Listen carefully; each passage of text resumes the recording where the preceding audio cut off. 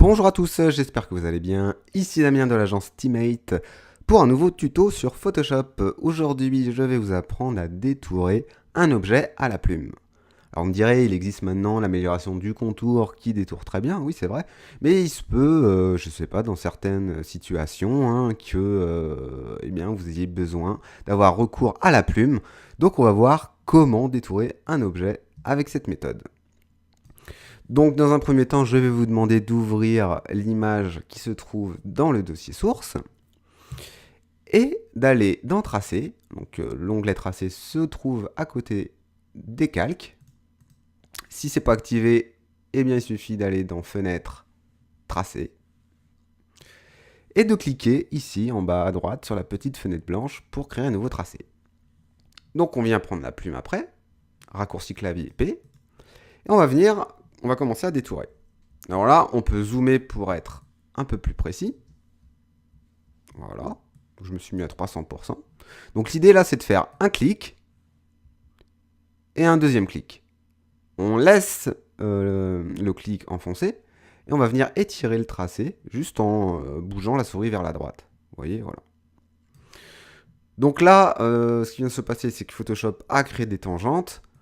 Ça, on va pas voir ça parce que moi, je l'utilise pas vraiment. Moi, je réinitialise le tracé en appuyant tout simplement sur la touche Alt, sur le petit point, vous voyez, le petit carré gris là.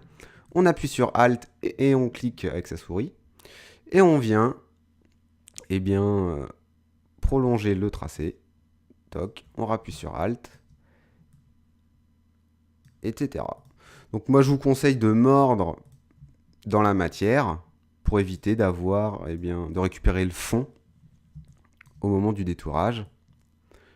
Donc je vais faire quelque chose de très rapide. Toc.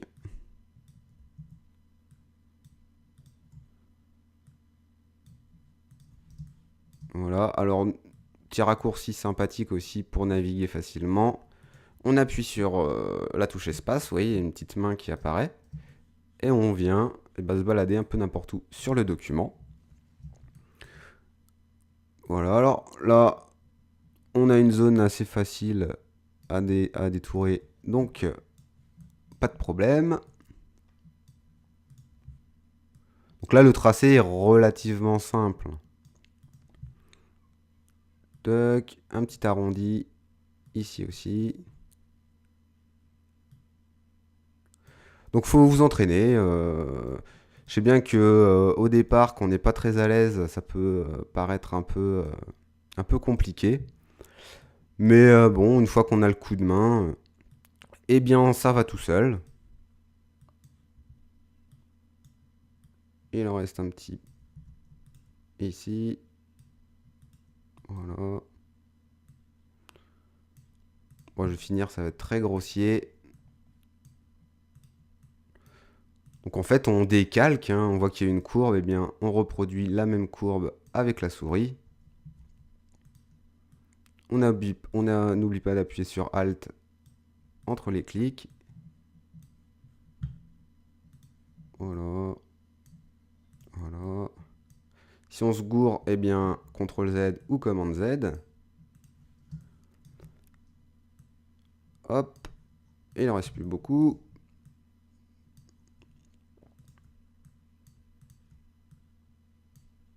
Voilà. Et là, vous voyez, alors là, c'était le début du tracé. Je vais zoomer un petit peu. Et pour fermer le tracé, on a juste à recliquer dessus. Et vous voyez, en bas à droite de la plume, il y a un petit O qui apparaît. Ça veut dire que là, on va venir fermer le tracé. Voilà, c'est parfait, on vient de détourer. Du coup, pour récupérer la sélection, quelque chose qui est très simple, on appuie sur CTRL ou commande et on clique sur le calque du tracé. Vous voyez, comme par magie, la sélection se fait. Alors là, on peut retourner sur les calques, faire CTRL-C et CTRL-V. Et là, on vient de détourer notre petit personnage qu'on peut incruster ici. Et pour avoir un effet un peu plus réaliste, on peut par exemple lui appliquer une ombre en créant un nouveau calque qu'on vient mettre juste en dessous du calque 1, qu'on peut renommer d'ailleurs tracé 1. Et ce calque, on peut le renommer ombre.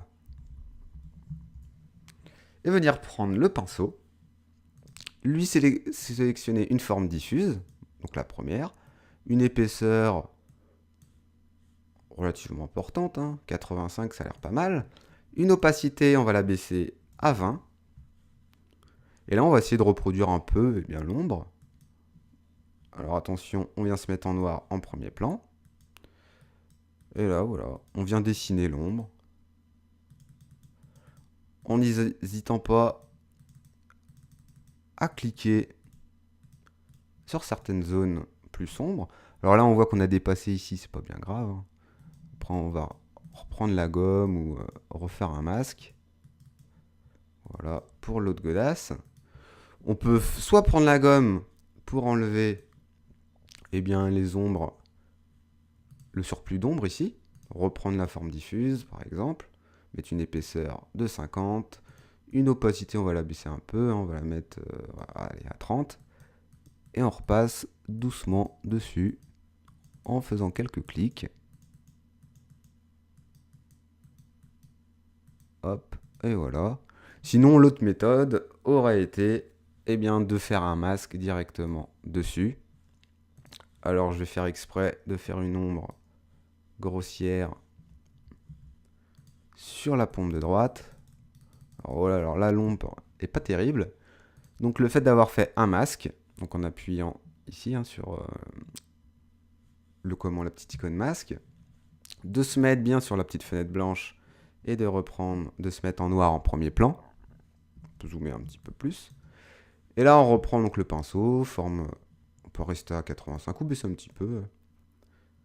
Se mettre pas loin de 50. Ou non, 60. Et là, on va venir repasser, vous voyez, dessus. Et voilà. Et là, on vient de faire des ombres qui sont à peu près réalistes. Donc du coup, on n'a pas l'impression que le personnage flotte de trop dans le document.